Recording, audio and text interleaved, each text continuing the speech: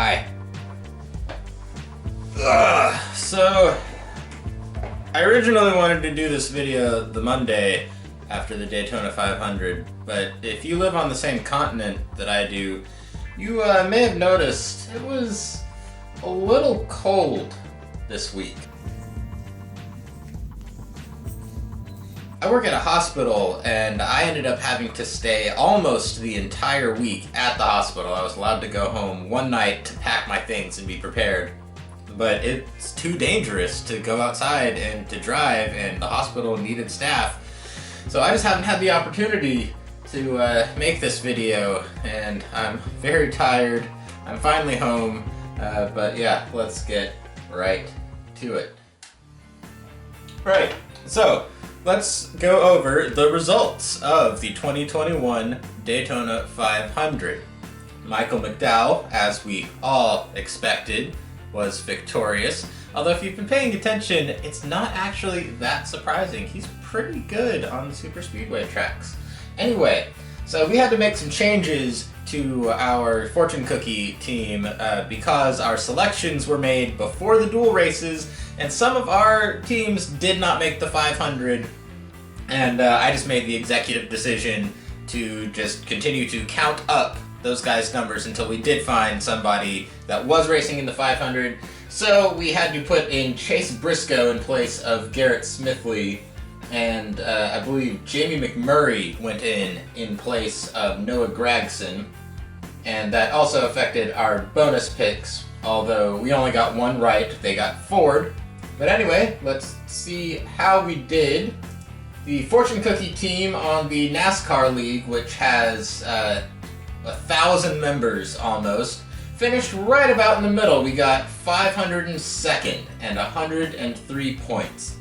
I started a second fortune cookie team that is literally, it's the exact same thing. I'm only doing it so that I can do graphics and create the team and take screenshots as I create the team. But I added that one to NASCAR Chasm's Fantasy Dumpster Fire because I love that name for a league. And there's a gajillion people in that league. We finished 1784th, 1784th.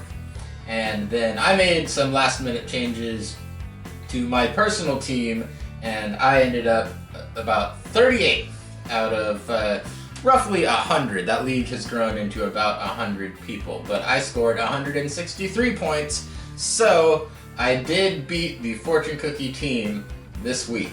So this week is the Daytona road course. We don't have very much data at all on the Daytona road course. Let's see what the fortune cookie has to pick.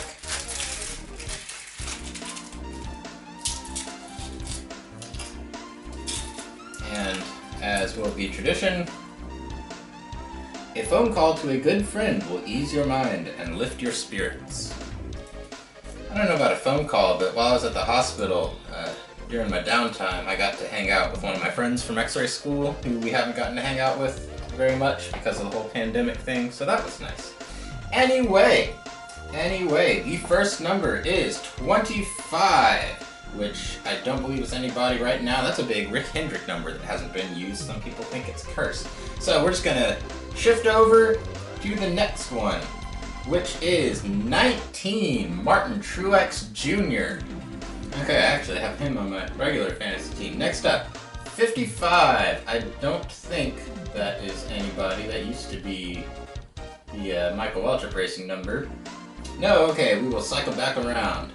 26. If it's anybody, it's a real small team. This fortune cookie is not picking very many real drivers this time. Nobody. 27.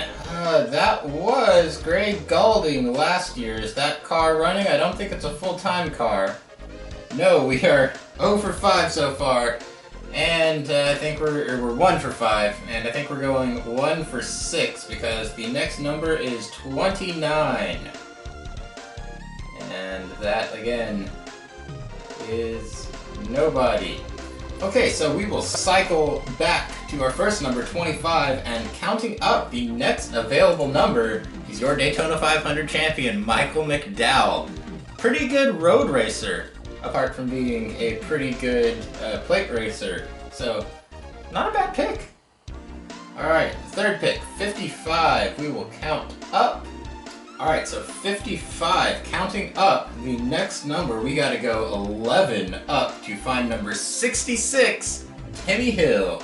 Next up is 26, which is going to come up to the same thing that 25 did, so we'll start counting at 34, Michael McDowell. I don't think anybody's in the 35. Is somebody in the 36? It could be Anthony Alfredo in the 38.